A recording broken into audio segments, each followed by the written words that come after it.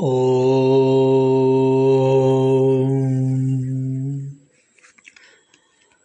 The 19th Sutra of the Kaivalya Pada of Maharshi Patanjali's Yoga Darshana, the Yoga Sutras is Natat Svabhasam Drishyatvat. Natat Svabhasam Drishyatvat. Svabhasam Drishyatvat. Na tat svabhasam drishyatvat. Na is not that. Tat is that. Svabhasam. Bhasam is illuminating, enlightening. Svabhasam, self-illuminating, self-enlightening. Drishyatvat. Drishyatvat is perception, perceptibility, can be perceived. And this particular sutra is, of course, in continuation of what we are understanding in the earlier sutras from the 15, 16, 17, 18. And this is a wonderful sutra which says that the nature of the chitta can be perceived.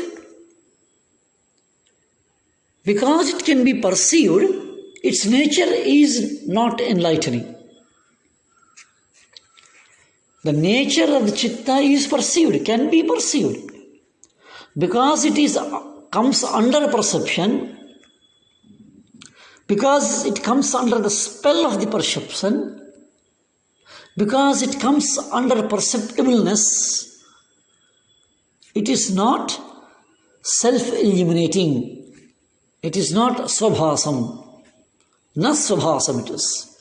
It is na svabhasam because drishyatvat. It can be seen. It can be understood.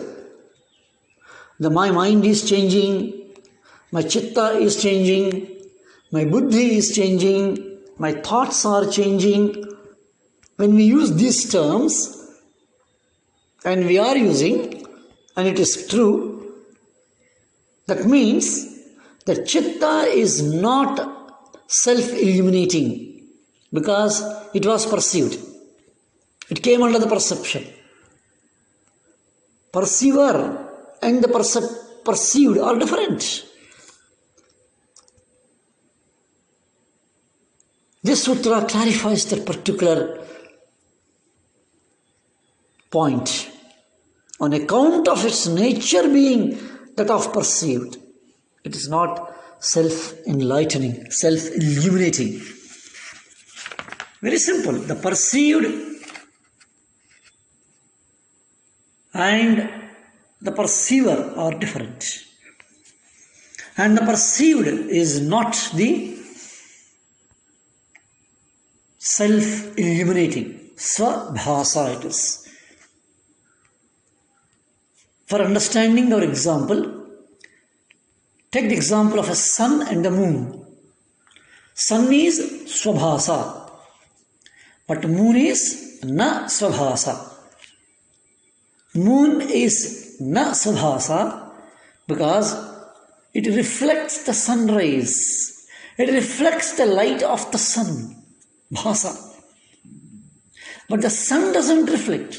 It is self-illuminating. The moon is na svabhasa it is. This clarifies the meaning out of it. The source of light is different, and the light reaching after reflection from where the object of reflection is not svabhasa. A bulb is there, a light is there, a lamp is there, and the rays or the light which comes from the lamp are reflected in a particular direction by using, say, a mirror or any instrument or any tool. This instrument, the mirror and tool, is not svabhasam because it is merely reflecting the light, the original light, and feeling, experiencing that this mirror is the source of the light is ajnanam, and Patanjali here very clearly says that this mirror is not the Swabhasam. Reflector is not the Swabhasam. And that is a beautiful sutra here. And after stating in that 18th sutra that Purusha is the sole eternal witness of all modifications in the mind, at whatever level there may be, here the Maharshi substantiates that statement by a chain of reasoning which follows in the next few sutras, around 4 sutras. And the first link to that chain of sutras is this particular sutra, that it is capable of perceiving